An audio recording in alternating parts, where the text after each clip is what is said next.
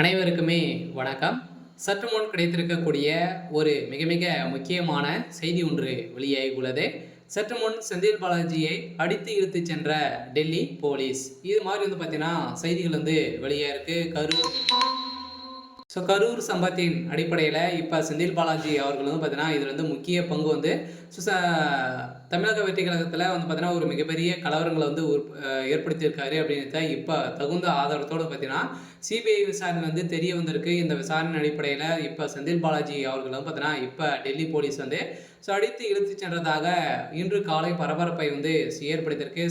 செந்தில் பாலாஜியுடைய கதை ஒட்டுமொத்தமாக முடிய போகுது. அனைவருக்குமே தெரியும் செந்தில் பாலாஜி அவர்கள் பார்த்தீங்கன்னா வருகின்ற சட்டமன்ற தேர்தலுக்காக அதுக்குள்ளே ஏதாச்சும் அமைச்சராக நம்ம பொறுப்பேற்க வேண்டும் அப்படின்ற மாதிரி திமுகவுக்கு பார்த்தீங்கன்னா ஒரு மிகப்பெரிய விசுவாசத்தை காட்டியிருந்தாலுமே இப்போ வசமாக சிக்கி கொண்டு இருக்காரு. பார்த்தீங்கன்னா எவ்வளோ விசுவாசங்கள் காட்டினாலும் பார்த்தீங்கன்னா திமுக அமைச்சராக இருந்தால் மட்டுமே தான் பார்த்தீங்கன்னா இப்போ வருகின்ற சட்டமன்ற தேர்தலில் போட்டியிட முடியும் அப்படின்ற மாதிரி தேர்தல் ஆணையம் அதிரடியாக பார்த்தீங்கன்னா ஒரு அறிவிப்பு வெளியிட்டிருக்கு. இந்த அறிவிப்பின் அடிப்படையில் செந்தில் பாலாஜிக்கு ஒரு மிகப்பெரிய சிக்கல் வந்திருக்கு. இருந்தாலுமே இந்த சிக்கலின் அடிப்படையில் செந்தில் பாலாஜி செய்தது ஒரு மிகப்பெரிய பாவ செயல். இந்த பாவத்தை மன்னிக்கவே முடியாது அப்படின்ற மாதிரி நீதிமன்றம் போட்ட தீர்ப்பின் அடிப்படையில் இப்போ செந்தில் பாலாஜியுடைய கதை ஒட்டுமொத்தமாக முடிந்திருக்கு. இப்போ டெல்லிக்கு தூக்கியிருக்காங்க. சில டெல்லியில் விசாரணை நடந்துட்டு இருக்கு. சில பார்த்தீங்கன்னா ஏற்கனவே ஒரு மிகப்பெரிய பிரச்சனைகள் அவர் இருக்கா இல்லையா.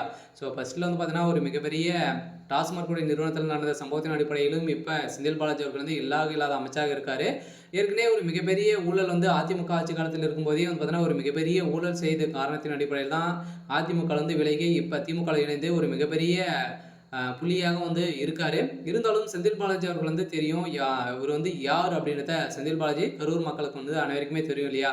சில கரூர் மக்களவே பார்த்தீங்கன்னா இவர் மிரட்டி வச்சிருக்காரு அப்படின்ற ஒரு பெண் பார்த்தீங்கன்னா ப்ரெஸ் மீட்டில் கொடுத்த சம்பவம் அங்கு பரபரப்பை ஏற்படுத்தியிருக்கு. இந்த சம்பவத்தின் அடிப்படையில் செந்தில் பாலாஜி அவர்கள் பார்த்தீங்கன்னா சிபிஐ விசாரணை உட்படுத்தியிருக்காங்க. இந்த விசாரணையின் அடிப்படையில் உடனடியாக செந்தில் பாலாஜி அவர்கள் தான் பார்த்தீங்கன்னா கரூரில் கூலிப்படையை இறக்கி இது மாதிரி செஞ்சுருக்காங்க. இது அனைத்துமே திமுக அனைத்து கூட்டணி செய்து ஒரு மிகப்பெரிய நாடகம் ஆடியிருக்காங்க.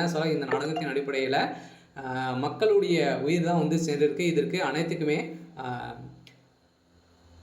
தமிழக வெற்றி கழகத்துடைய தலைவர் விஜய் அவர்கள் தான் பொறுப்பேற்க வேண்டும் அப்படின்ற மாதிரி பார்த்தீங்கன்னா திமுக சார்ந்த நிர்வாகிகளும் அனைவருமே பார்த்தீங்கன்னா குற்றச்சாட்டுகள் வைத்திருக்காங்க. அதில் இப்போ நீதிமன்றம் வழங்கிய தீர்ப்பின் அடிப்படையில் இப்போ செந்தில் பாலாஜி அவர்கள் செய்தது நிரூபணமாயிருக்கு. இப்போ அதிரடியாக செந்தில் பாலாஜி அவர்கள் டெல்லிக்கு தூக்கியிருக்காங்க. மீண்டும் அவர் ஒரு 1.5 வருட காலமாகவே புலச்சர் இருந்தார். மீண்டும் திகார் சிறையில் அடைக்கப்பட்டிருக்காரு.